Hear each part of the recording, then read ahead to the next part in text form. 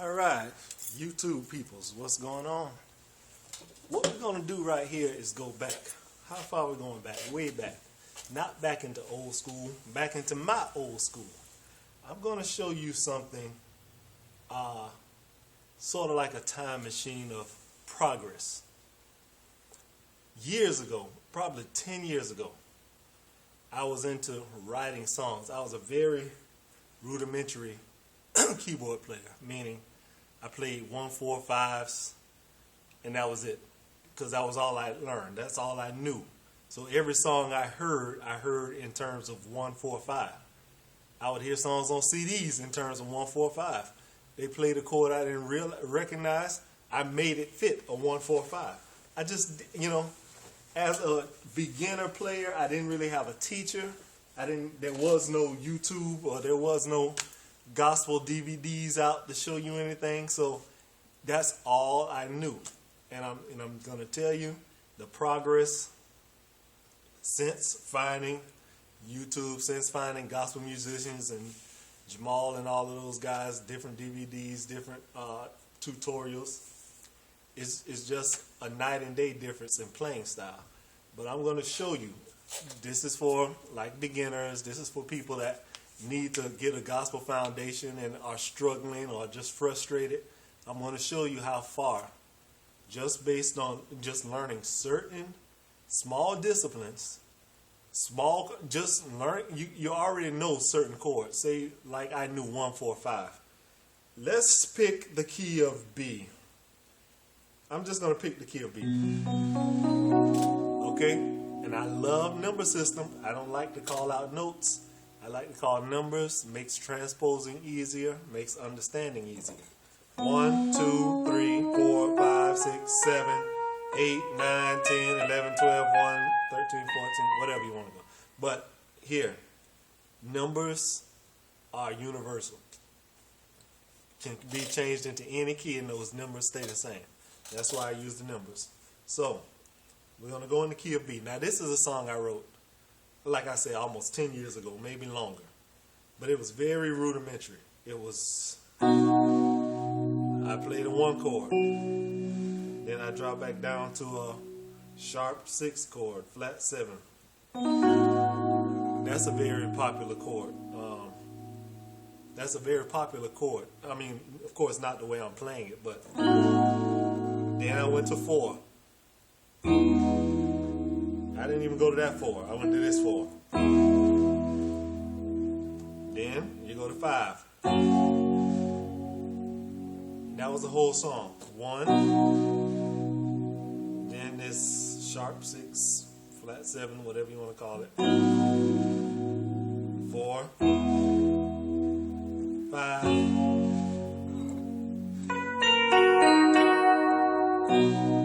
And I wrote a song like that, playing those 4 chords through the whole song. And I was just thinking to myself a few days back, yeah, what about that song I used to play a long time ago? I wonder if I was to play it today, how would I do it? If I was to play something I used to do 10 years ago, today, how would I do it? Knowing what I've learned, the different chord changes I've learned, the different patterns I've learned, all the information I've amassed over the years. And this is what this instructional video is going to be on. First of all, I don't like using plain majors, which was all I knew back then. I don't do it anymore. I play ninths, sus, add 9s, sharp 6, whatever you want to call it. I play this. Now, if I'm going to play the 1 chord, how that song started out, I would definitely start it like this. Okay? I would play a major 9. This is the way you form a major 9. And I call it, it's a major 9 and not just the add 9, because remember we're on the key of B, right? You play the major 7, not the regular 7. This is the regular B7. This is B major 7. So you're going to play the 5 note, the major 7 note, the 9, and go ahead and add that, your 3 and your 5 over here on the left hand. So I almost exclusively play major nines when it's time to play the one note. I don't know, it's just become a habit of mine. I almost exclusively play major nines. And I don't just play it like you would just do as a beginner. You roll those fingers.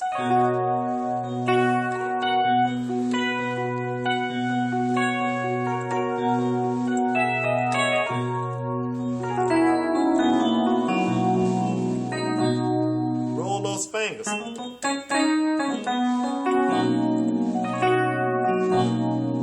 Get into that practice. You see, just one of the styles I've adopted over the years. Then you hit that sharp six. Now let's name this chord. This is going to be an interesting one. Now this isn't. I'm on the 7. You know what? I don't know why I call it sharp 6. I don't know what I'm thinking about. This is the 7. I'm playing a 7. I'm not playing a major. Playing dominant 7. Okay? I don't know why I was calling it sharp 6. Ignore that. This is a dominant 7. Okay? But look how I'm playing it. Now, dominant 7s, when you're playing your scales and when you learn your chord scales, the chord patterns go major, minor, minor. Major, major, minor, diminished. So that 7 is supposed to be a diminished note in order to maintain continuity with the rest of your chords. So the 7 is supposed to be diminished. What do I have here? How am I playing? What are my notes here? Let's define all of these. First off, I'm on the 7, so it's an A. So let's define it in terms of A. I'm playing the major 7 of A, and I'm playing the 6 of A over here with my thumb simultaneously. And I have the A, and I have the one note, and I'm playing the 2 or the 9. And I'm playing the 3rd note. Okay?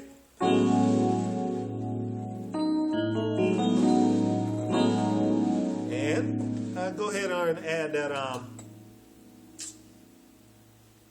what is that, like a flat 5 in there, sharp 4. Remember, this is A. So in terms of A, this note is not even supposed to be there. That's an A major. I'm playing that sharp, whatever you want to call it, sharp 4, flat 5, whatever you want to call it, it's there. So I'm not the best at naming. I just go by what I know. Okay, what I hear. So there you go. That's your 8, or that's your 7. I would have never played that 10 years ago, but due to videos, different techniques I've learned, JT and such, look at this. That's a nice chord, and it just comes so naturally due to practice. Then the next chord I will go to is the 4. The song goes to the 4 next. So, how would I play my 4?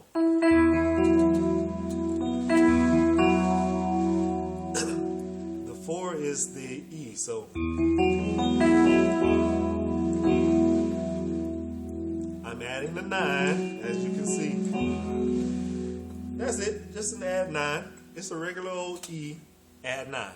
E, add 9. I'm not even playing the 7s. I'm not playing anything like that. And then time to play the 5. How would I play the 5? I wouldn't just play a 5 and hold it. I wouldn't.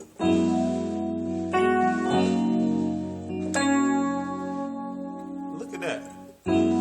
All the while I'm holding the 5 over here in my left hand, I'm playing this. I'm adding the 9. And I'm sussing. This is called suspending the 3rd note. Whenever you suspend a chord or the SUS, you take the 3rd note and you either bring it up to the 4 or you drop it back to the 2. So I'm already playing the 2, which is the 9. So this is actually a suspended 4 or just a regular suspend. So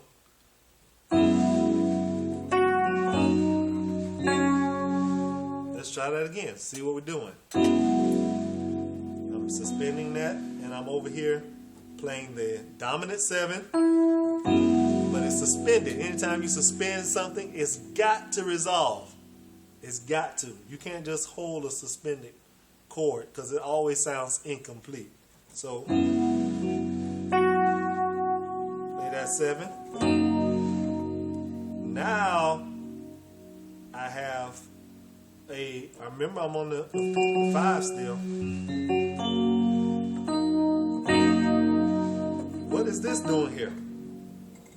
This is the 5. But what is this? I'm adding the 6th note. Leaving the 5 off and playing the 6. You see how that gives it an equal suspended feel that it has to resolve?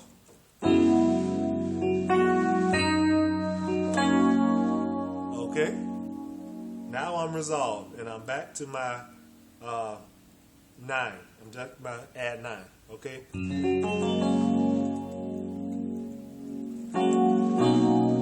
All right, and back to my 1. So if I was playing the song today, I would just play the regular old.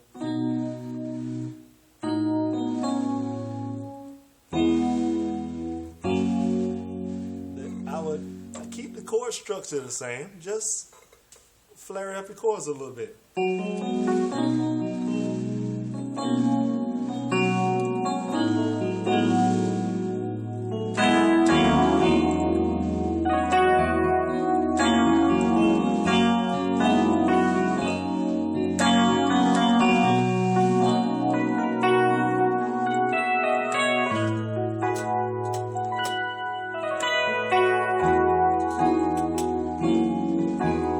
Show you that one. This is also one for that 4. When you get to that 4, okay, watch this. The 4. How we gonna play this one? And the note is E, right? So I'm playing the 5.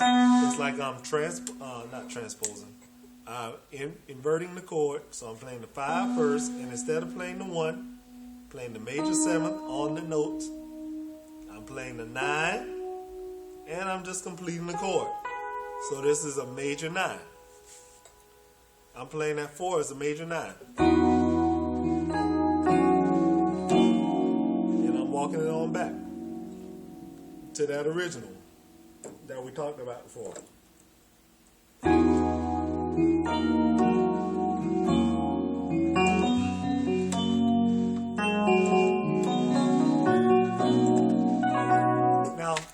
That is no gospel song you're going to find recorded. That's something I wrote, like I say, about 10 years ago. Just played around with it in church a couple of times. It was a very rudimentary song. It sounded nice. Me and this other young lady in the church at the time was singing it. I'm not going to attempt to sing it for you now. Maybe if somebody requests it, but I doubt it. But that's just showing you your potential advancement. So don't get discouraged and think you're stuck where you're at, or think I'm not getting the sound that those advanced guys got. I need to learn that sound. I need to get that feel. It'll come in time. Now, believe me, I'm not finished. I'm nowhere near those advanced professional musician guys. But you can see over the years the little advancements I made, where you can take a simple rudimentary chord structure, 1, that 7, 4, 5, and flare it up a little bit. Okay, that just showing you an example. And you can always take those chords, put them in different songs. Those major 9s fit in a lot of places. Those sus chords, but you can't, remember, you cannot hold a sus chord. You got to play it and get off of it and resolve it, because sus chords, they're just, I can't explain it theoretically, but they need to resolve. So, for example, a regular old B chord. This is how you suspend. This is a sus2. You hear that? how it needs to resolve? Or you go up to the 4, which is here. You see? Or, you hear that? Those suspended chords need to resolve. So if you're going to play one,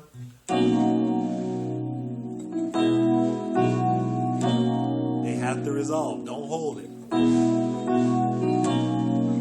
Okay? And now, I'm trying not to get too complicated. You can clearly see my fingers. I tried to call out the notes by numbers so that you can easily transpose it. Do the same thing in C. Do it in D flat. Do it in F. Do it in G. Whatever. This is the way that you are going to grow and enhance your style of playing. That pretty soon people won't know that a few months ago you was just picking on those keys as a beginner. Now you sound a lot more advanced. Like, I listen to you now. I don't have no problem listening. Before, while you just learning and just trying to get the feel, you hurting people's ears and they always got, yeah. But look at you now. Look how far you come. And so that is my video for today. Hope you learned. Hope you enjoyed it. That is me signing out. Peace.